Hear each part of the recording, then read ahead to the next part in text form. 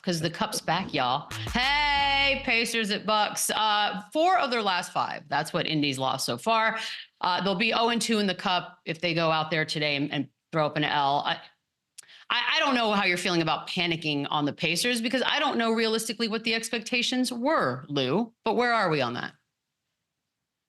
No, we're not panicking. I mean, what is their record? 6-9? They just as good as anybody else in the East right now at 6-9. So, yeah, we're not panicking. You know, obviously you would like to see them play more consistently, you know, with the hopes of the team that they built together. You know, they put Pascal Siakam out there and Tyrese Haliburton and you got Miles Turner.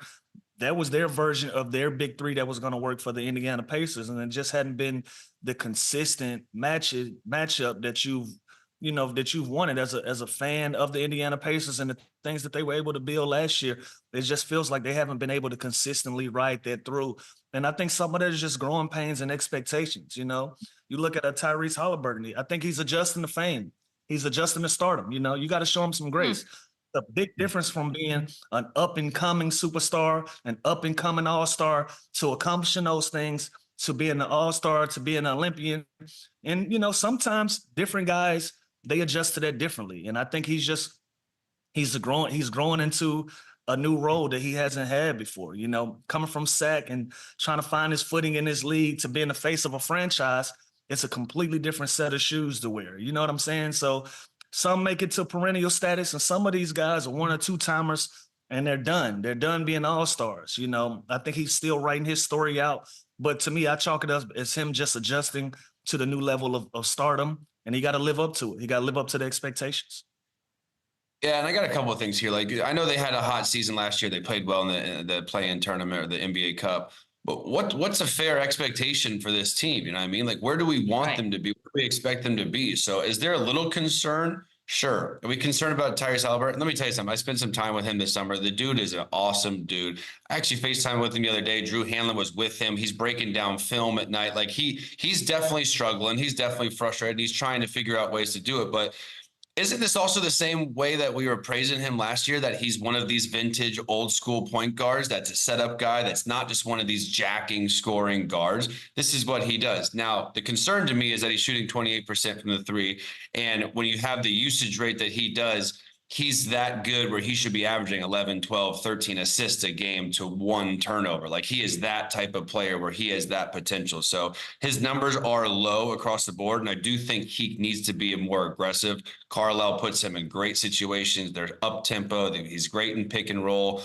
But this is what makes him kind of him in my eyes. He's not one of these Jalen Brunson, aggressive, scoring type guys that's going to put pressure on you downhill. He is what I call like an old school setup point guard that takes care of the ball, that makes the right play, and that is always getting guys in the right spot. He's a floor general to me. So when I see his points down, that doesn't really bother me. Yeah, I'd like him to take over. I'd like him to be a little bit more efficient. I would just like to see him get his assist up. Obviously, that's his teammates knocking down shots. That's getting them in better, direction, whatever that may be. But he's good enough to be leading the NBA in assists, and an 8 assist a game is not cutting it. Yeah. I'm a little, so you just FaceTime buddies? Like, that's just like a thing? You know what? Drew Hanlon, the trainer, he FaceTimed me. I didn't answer, and I FaceTimed and I called him back, and he was going through all these numbers, and he was with Tyrese Haliburton, like really watching film on his iPad, like at home. Like, so the kid's working. I know that, and he's definitely frustrated, and he's a great dude. And I think last year, again, they had such almost a surprise success last year that we put this pressure and expectation on this team, which really isn't fair. Like, so I'd like to see. I don't think so. See, that's where we're gonna differ, Chandler. So when you show up to the NBA Cup and you're making big shots and you feel like you're on that big national stage and you're telling people it's our time now, you got to live up to that. You got to live up to now. If they're going about their business like an OKC where they're winning and we're going to do team interviews, we're going to shut up, we're going to mind our business, whatever we do. Look at how much grace we give them. Oh, they got time.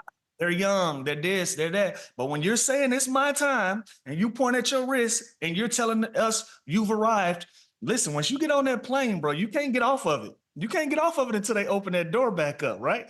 So don't tell us it's your time and it's your moment. And then once it starts not going your way, well, we're still trying to work through it. It's like, no, there comes responsibility with the confidence and knowing that you're one of the top players. That's my only thing with that.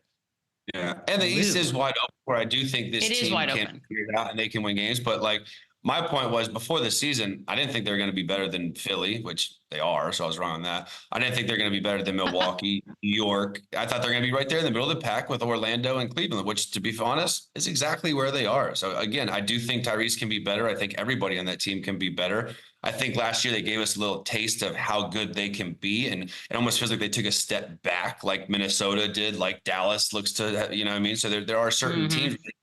They gave us a little bit last year. We were like, damn, this team's real. And now they've gotten off to a bit of a slow start. But again, panicking, I'm not panicking. I just think that they're going to figure it out with Rick Carlisle, with the offense, with the pieces they have, and the Eastern Conference. They're going to be right in the middle, which is right where we thought they'd be. There's definitely a lightning in the bottle aspect too. I think a little bit for the Pacers last year. Like I don't know if they were on top tier. Like just like, oh, wow, okay, it's not shocking. Let's talk Bucks though, because that's the only thing. They owned it. They loved it. That's I get that. Like the fact that they leaned in as if they had every expectation to be there, I guess is why we're like, well, now what?